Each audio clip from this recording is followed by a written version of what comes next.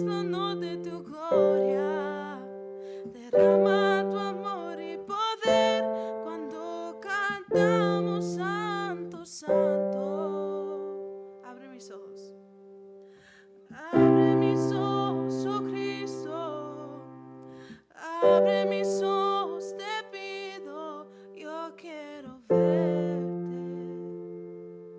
Yo quiero verte. Abre mis ojos, oh Cristo. Abre mis ojos, te pido. Yo quiero verte. Yo quiero verte y contemplar tu majestad y el resplandor de tu gloria. Derrama tu amor y poder cuando cantamos santo, santo. Santo, santo, santo. Santo, santo, santo. Santo, santo, santo. Yo quiero verte. Santo, santo. Santo, santo, santo. Tú eres santo, santo, santo. Tú eres santo, santo, santo. Yo quiero verte y contemplar tu majestad y el resplandor de tu gloria. Derrama tu amor y poder cuando cantamos santo, santo y contemplar tu majestad y el resplandor de tu gloria. Derrama tu amor y poder cuando cantamos santo, santo. Santo, santo, santo. Santo, santo, santo. Santo, santo, santo. Yo quiero verte.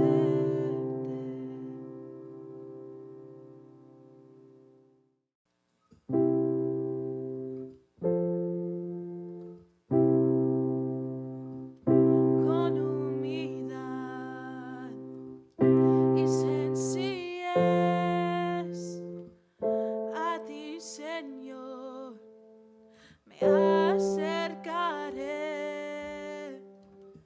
Es por tu amor que soy feliz para decir con todo mi corazón, te amo a ti. No hay más que decir. Mi vida es la prueba de mi amor por ti. Con humildad y sencillez a ti, Señor, me acercaré. Es por tu amor que soy feliz para decir con todo mi corazón, te amo a ti. No hay más que decir. Mi vida es la prueba de mi amor por ti. Con humildad y sencillez a ti, Señor,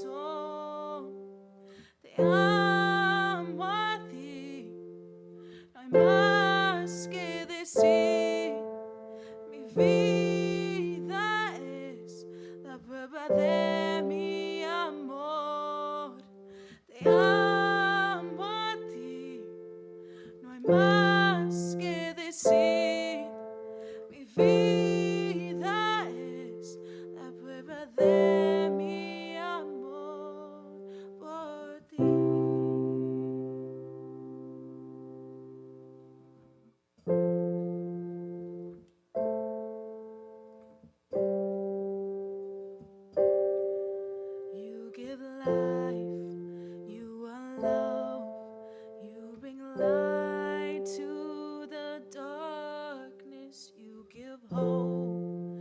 You restore every heart that is broken. And great are you, Lord. You give life. You give life. You are love. You bring light to the darkness. You give hope. You restore every heart that is broken. And great are you, Lord. It's your breath in our lungs, so we pour out our praise. We pour out our praise. It's your breath in our lungs, so we pour out our praise. You only. Great are you, Lord. You give life. You give life. You are love. You bring light to the darkness. You give hope. You restore every heart that is broken. And great are you, Lord. It's your breath. It's your breath in our lungs, so we pour out our praise. We pour out our praise. It's your breath in our lungs, so we pour out our praise. You only. It's your breath in our lungs, so we pour out our praise. We pour out our praise. It's your breath in our lungs, so we pour out our praise. You only. Great are you, Lord.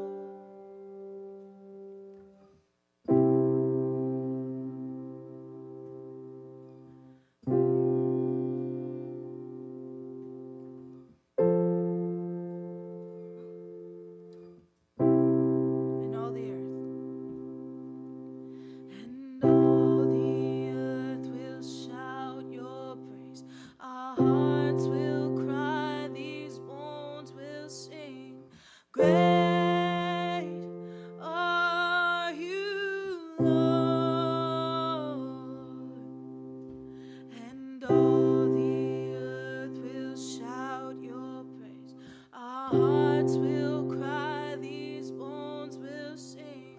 Great are you, Lord. One more time. And all the earth will shout your praise.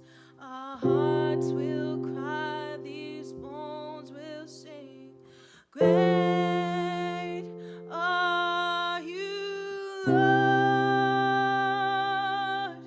It's your breath in our lungs, so we pour out our praise. We pour out our praise. It's your breath in our lungs, so we pour out our praise. You only. We sing great are you, Lord.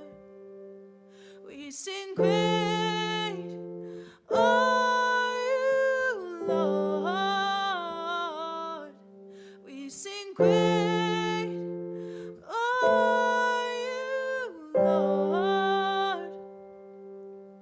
We sing great are you, Lord.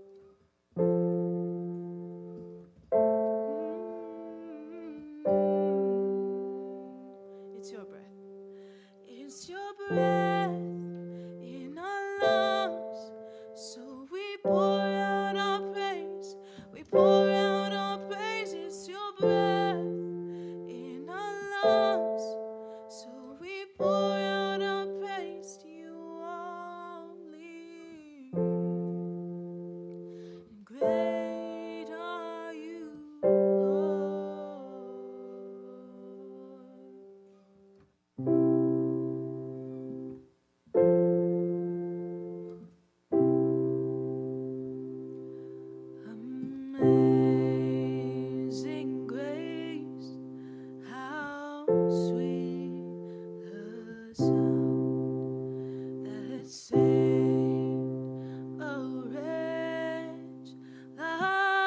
like me.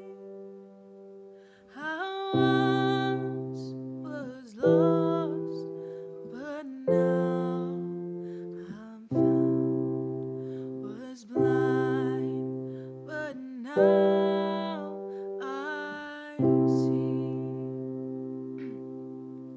'Twas grace that taught my heart to fear, and grace my fears relieved. How precious did that grace appear, the hour thou first believed. My chains are gone, I've been set free. My God, my Savior has ransomed me. And like a flood, His mercy reigns. Unending love, amazing grace. The Lord has promised good to me. His word my hope secures. He will my shield and portion be, as long as life endures. My chains are gone, I've been set free. My God, my Savior has ransomed me. And like a flood, His mercy reigns.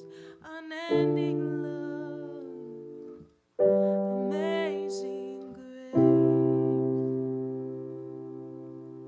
The earth shall soon dissolve like snow.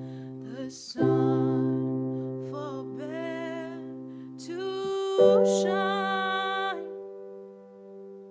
but God, who called me here below, will be forever mine. Will be forever mine. You are forever mine. My chains are gone, I've been set free. My God, my Savior has ransomed me. And like a flood, His mercy reigns. Unending love, amazing grace. Unending love, amazing grace. Unending love, amazing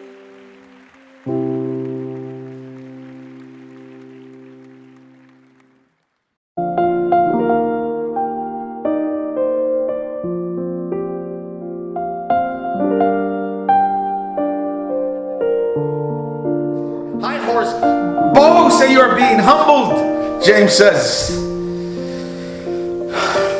It's brutal. Imagine that.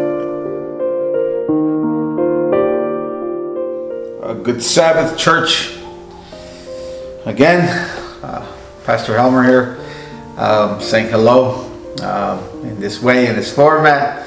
as we continue to be able to congregate in this way.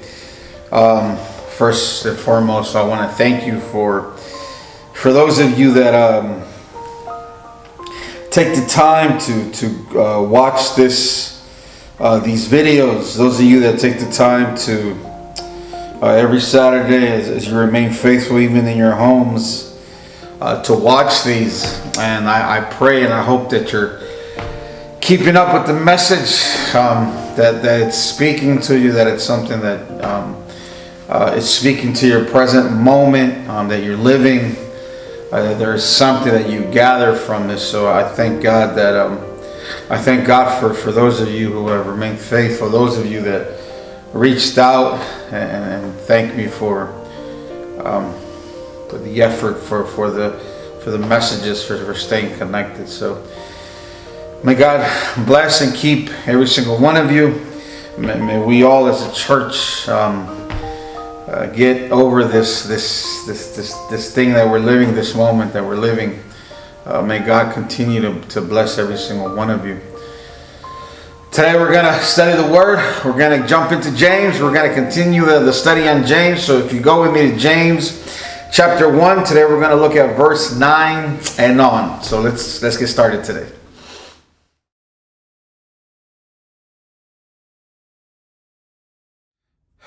If you remember last week, we spoke about, actually, just to recap again, we spoke about in the way that we ask and how we should ask. That if you ask, especially if we're asking for wisdom, which wisdom is what's going to bring us to the ideal that James opens up the book of James with. To reach this ideal, what we look at, or what James is saying, you must ask. But when we ask, we need to ask with faith. You can't ask for God for something and not believe that He will give it to you. You can't be unconvinced. Remember, He's talking to believers here, so He's not talking to just anyone. People who have declared their faith in Christ. This is who James is speaking to the churches in dispersion. So James is saying, don't declare to be a believer if you don't believe in the one who you're praying to.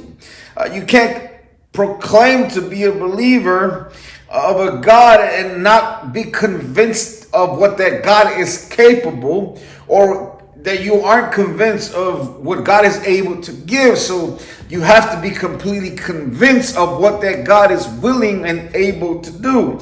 James makes sure that the reader knows that this type of person is double-minded in all of his ways, not just in the way that he walks, not just in his faith. But James says a person that prays without belief, this type of person is unstable in all things that he does. He is unstable. He should not expect anything from God. And we really focused on that last week. The person that is a double-minded, the person that doesn't really have faith, the person that doesn't truly believe that God is able and capable, this person should not expect for God to give them anything. So today we jump to verse 9 and we open up, we continue with verse 9. Verse 9 says, let the lowly brother boast in his exaltation. We have here the word of use brother, right? He uses the word brother again. Remember, he's going to use this throughout his letter because he's speaking to believers. He's speaking to Jewish believers who have accepted Christ as Lord and Savior, to the 12 tribes, he says in verse 1 and verse 2, that are in dispersion. So he's speaking to people who have accepted Christ. But here he is talking about a specific type of believer, a specific individual who has decided to believe. A poor one. The word lowly in the original language is tapenos, which actually means, or it has different types of meanings that are similar. It means low, it means undistinguished, inferior, humbled, or common. Here, James is using the word to mean poor, as in you are financially poor, in a financial state, a person of little resource, of very little income. He's speaking to the believer that is poor, and he says to the lowly brother, to the lowly believer, to the believer that is a little bit of need, that has a very small income, a person of very little resources. Now, let me pause here for a second.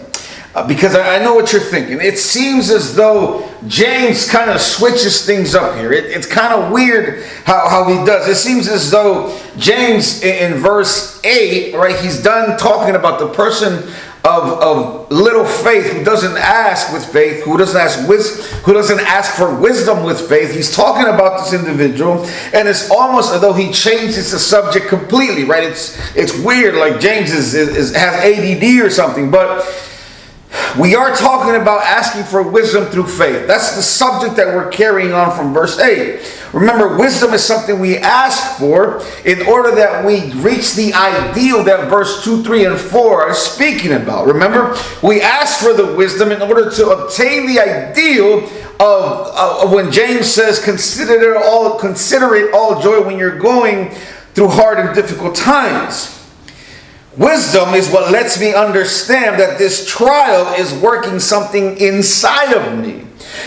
Asking for wisdom in faith and understanding and obtaining wisdom lets me understand that what I'm going through, if I obtain this wisdom, it's going to speak to me and tell me that the situation that I'm in, it's something that God has allowed because something is being provoked inside of me.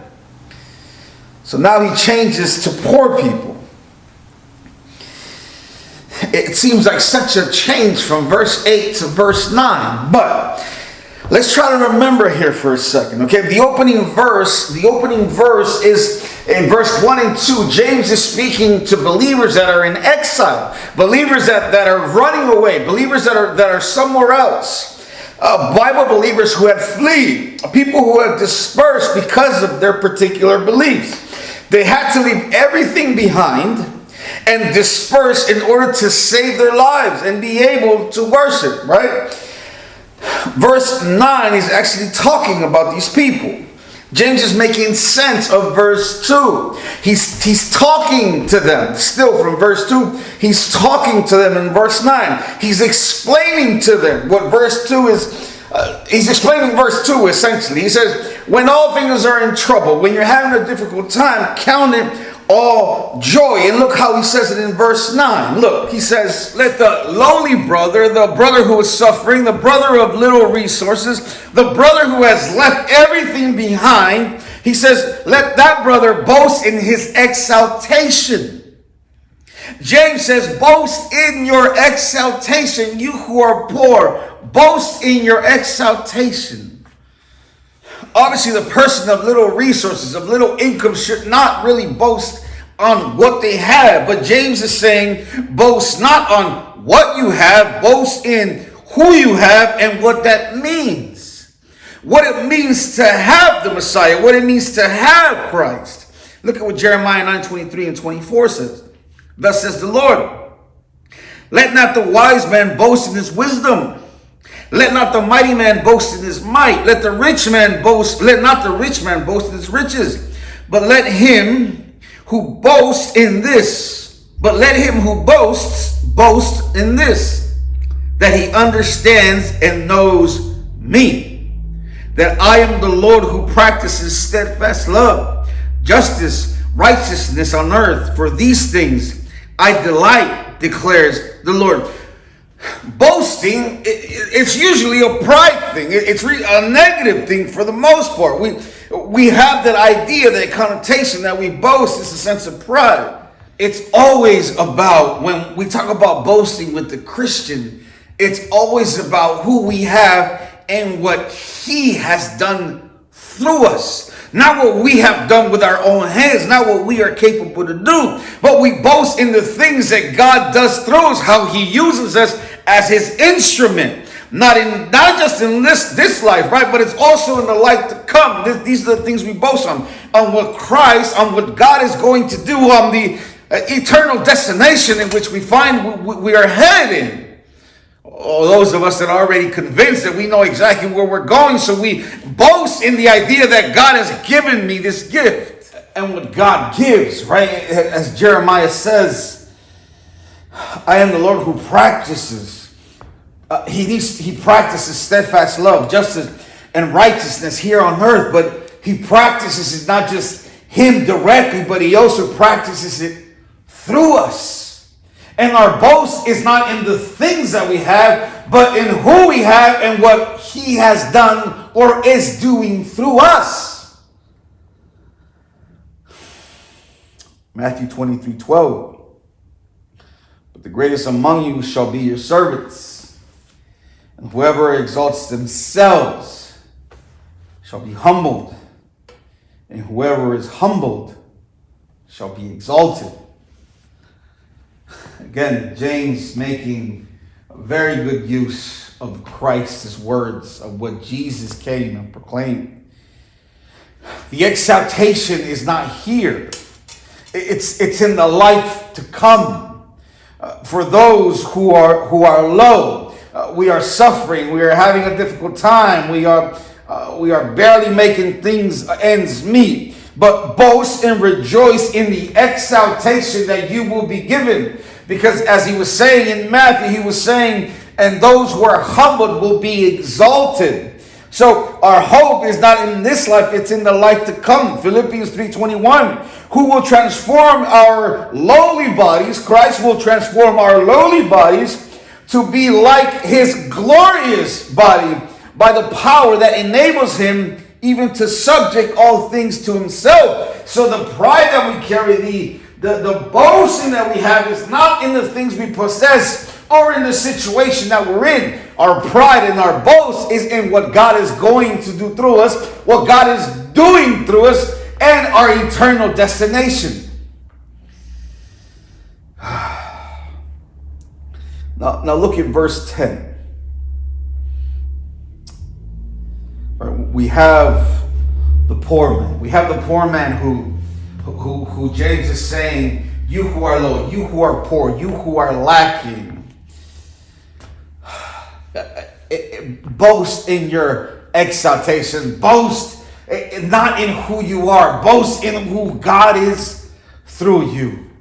What God is doing through you. Where God took you out of and not where he has you, not by your means, but by his. Now look at the contrast in verse 10. And the rich in his humiliation, because like a flower of the grass, he will pass away. Now James turns his attention to the rich. He does not just address the poor.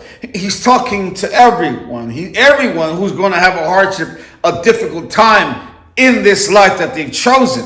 Their difficulty. Everyone is going to have the burden that each of them are going to bear. And it's an interesting way in which the term uses here. What James is saying, it's the poor, right? The poor will be exalted. The low, the oppressed, the commoner. They must not see the current circumstance that they are living in. They must not be discouraged by their current circumstance. This circumstance, these difficult moments, the hardships should not be their complete focus. The focus should actually be in the God that will exalt you. That in his eyes you are precious. And there is a destiny for you. There is something that he's doing in you through the difficult moments to take you to the place where he wants you to be. To become the person that you need to be, that he desires for you to be. And to the rich, he states the opposite. Exalt in your humiliation. The poor are already humiliated. They're already low. They're already oppressed. They're already common. They're already looked down upon, right? That is the state in which they live. Now he looks at the rich. The rich don't live in that state. The rich live in the complete opposite state.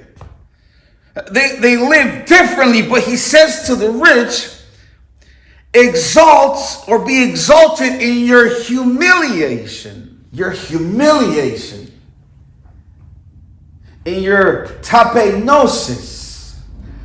In the shaming. In the reducing of one's pride, in your lowering, in your humility. He speaks to the rich This is important. Look, it's important for the following.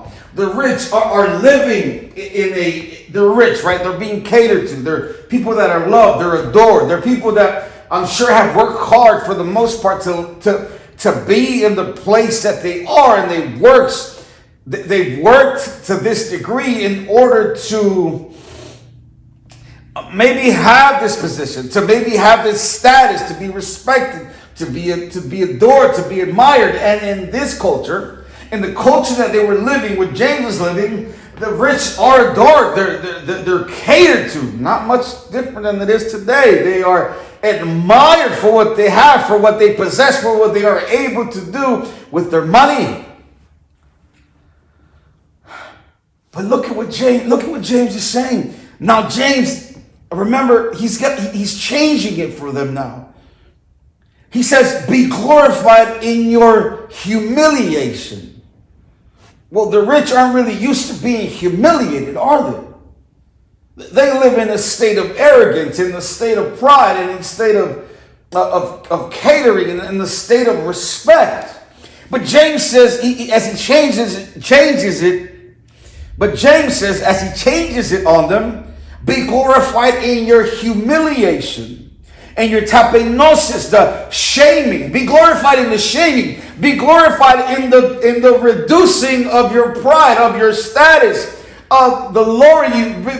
Be exalted in you being humbled. Look, what James is saying to the rich, I know you live up here, but when you began to believe, understand that all of this means nothing. You are now equal. Your status has been reduced. There is nothing special about you. He makes use of the word brother. Let the lowly brother boast in his exaltation. And says, and the rich. So he's continuing the idea. There's no pause. It's a continuation of thought, which means that the rich person is also a brother. It's a continuous idea. Although some don't see it that way, they believe that it's separate. No, the poor person is a brother, the rich person is not. In the way of the context that this is formed, we have to accept that the brother is poor, the brother that he's speaking to is poor, and he's also speaking to the brother that is rich. So he's speaking to the brother that is rich. And what he's saying is to the rich, he's speaking to the rich and the poor believer. James is writing to both of them. It's two different classes of people. Those that are used to living this way, who one day want to be exalted, and he's speaking to the ones who live in exaltation, who live exalted, and live a life of respect. And what James is saying, that when these two classes come together, when they come together in Christ, when they start to believe, when they start reading their Bible, when they start being like Christ, guess what happens to the rich? Everything they have, the life that they live of respect, the life that they're used to, that they're being catered to, what Christ does. And what James is saying is that when you begin to believe, the classes, they dissipate, and all of a sudden the rich person is humbled. He is brought down, and he is equal. He is the same. He is lowered. He is humiliated. His status reduces. When you follow Christ, we are all precious. We are all the same in his eyes. And although in the regular circles, social circles, in their cultures, they are far from equal, right? Because they are not. They're far from equal. When they surrendered their lives to Christ, when they gave their life to Christ, what they said is, what they begin to understand, what begins to happen is that one begins to come up and the other one begins to come down. They must humble themselves and understand, the rich must understand that they are no better than the poor. But this has to be a little bit difficult for the rich. They live here. They love this. They work hard to get here. It's difficult to ask a rich person, an individual that has been catered to, that has been revered and respected. All of a sudden, he has to say, James says all of a sudden, he says, you are not any better. The same respect, the same reverence, the same exaltation you have, bring it down. You who are high and you who are low, to God, to Christ, you are the same. The rich are humbled. Understand that this can't be easy, right? It cannot be easy. And I know that we're not rich, so it's hard to understand that, right? It's like being a manager in your job, and all of a sudden they're like, you know what? You're not going to be manager anymore. You're going to be a regular employee. You're so used to being at this managerial position and telling people what to do, and all of a sudden you're just like them. You're exactly the same. And James is saying, you who were a manager, who had a high position, the CEO, all of a sudden you need to consider yourself and be humbled, because in God's eyes you're just a regular employee. There's nothing special about you. What's special is what I do in you and what I do through you. What's special is who I am in you. That's what's special. He's asking the poor to be content in their poorness. He's asking the poor to be happy in their hardships. And he's asking the rich people to be happy in their humiliation. Ooh. You know, in 2008, during the the economic crisis we had.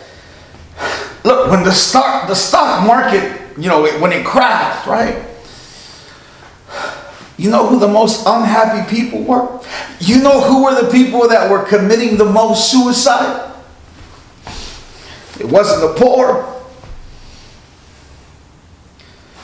Because when the market crashed and everything they had invested themselves in, they had put all their eggs into this. They had developed a social status. They were catered to. They had arranged a good life for themselves, and all of a sudden they just came crashing down. And guess who were the ones? And guess who were the ones who were committing the most suicide? It was those who lost.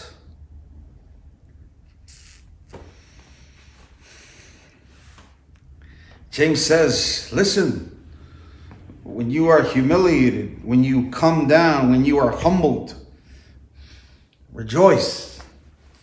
When you're made low, when you're considered the least, when you're no longer considered to be greater than the lowest, when your status and your money mean nothing, they have no value to the God that you serve.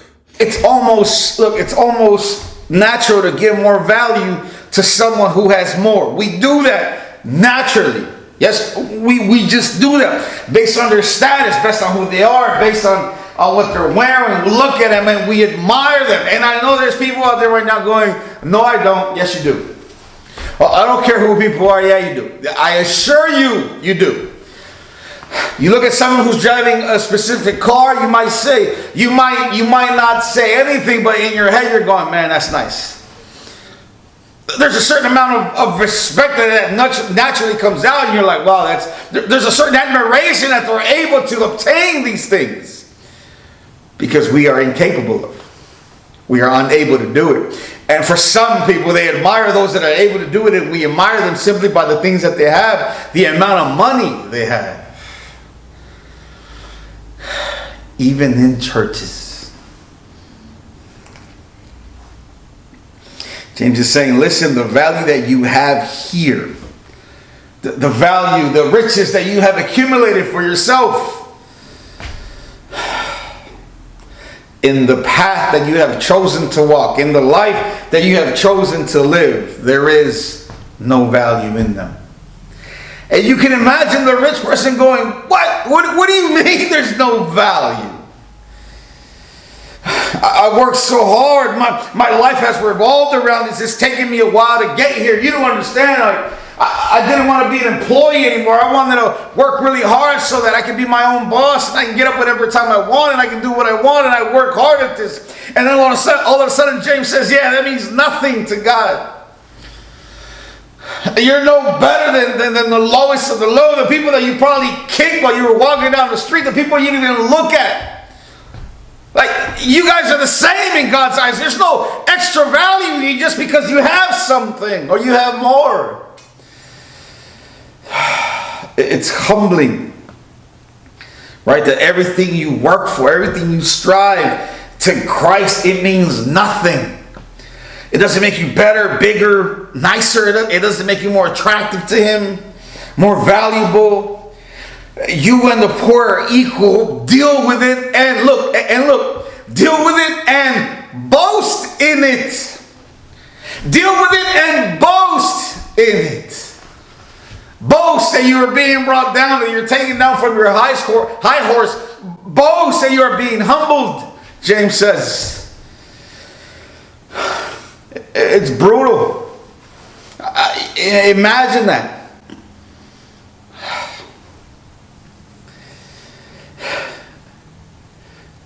Jesus, Matthew 19:30, but many that are first shall be last, and the last shall be first. And the end of verse 10 says, and the rich in his humiliation, because like a flower of the grass, he will pass away. And look at verse 11, our last verse. For the sun rises with its scorching heat and withers the grass. Its flowers fall and its beauty perishes. So also will the rich man fade away in the midst of his pursuits. Like the flowers on grass, like a wildflower beautifies the plain grass. Understand that when the sun comes out, when the scorching heat comes out, the grass withers, and along with the grass, the flowers that grow on the grass also wither with it. You see, that which you are planted in, that which you are invested in, if that withers away, the flowers also wither away. The flowers gain its nutrients from the grass. It gets its nutrients from the very ground, because the flower is planted on the grass. And that from which you receive your values, as the wildflower receives its value from the grass, because its roots are embedded in the grass. If the grass withers, so will the flowers.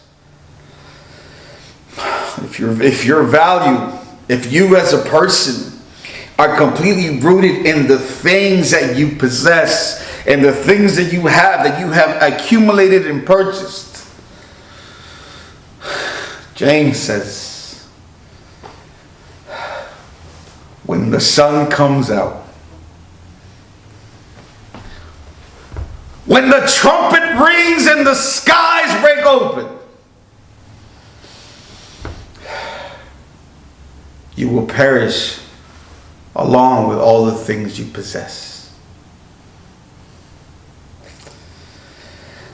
When the sun comes out and creeps on you and realizes there is not a thing that your money will be able to do for you. You can't take it with you. You will perish along with it in the things that for you, for the rich, define them. I close with what Jesus states, what Jesus said what we should do. Matthew 6:19-20.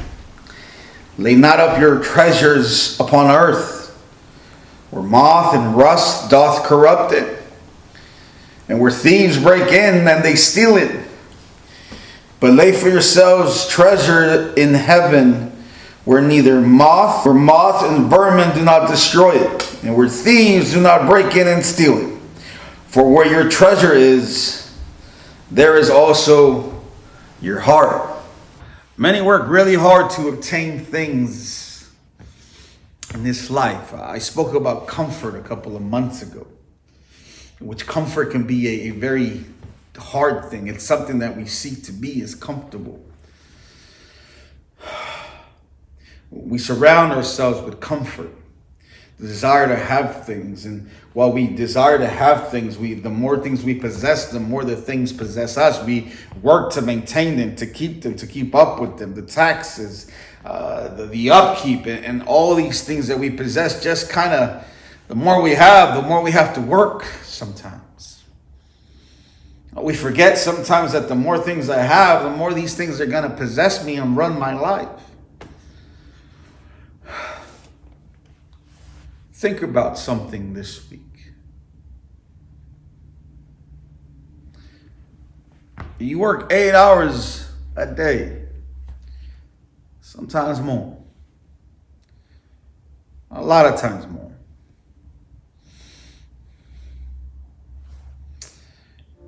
In order to survive, in order to have, in order to provide. And we all have luxuries to a certain extent. We all have them. We all have certain things that we like to buy, that we like to invest time in, and maybe work a little harder in order to obtain them. Often I ask myself, I wonder how much time we dedicate to our spiritual life than we do to our physical life. How much time do I spend really feeding my soul, my spirit? How much time do I spend in that which will assure my eternal destination? You know, we focus a lot more on the things of now than the things of afterlife. We focus more. We focus so much time and attention in this life in possessing treasures here. What about the ones afterwards? Look, as we dedicate time to this book, it strengthens my faith, my understanding, my wisdom, so that I have a complete understanding, so that I understand where this goes. I understand where my treasure needs to be, where we understand in which direction we need to walk, that my mind is consistently, and our mind should be consistently on this. And no matter where we are consistently thinking about God and the Word and my eternal destination. This is not a weekend thing.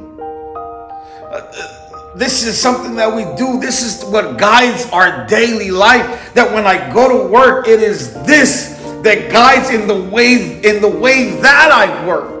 That I am honest in all the things that I do, in the way that I work, and the things that I say. That I'm working towards a change, because I'm working toward an eternal destination that I am completely convinced of. That is where I'm going.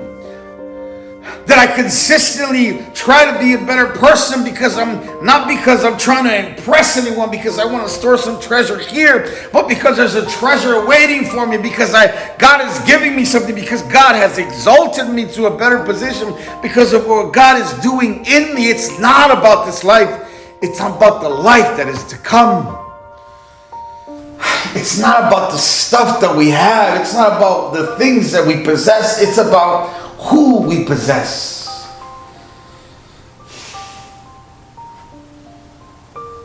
That's it.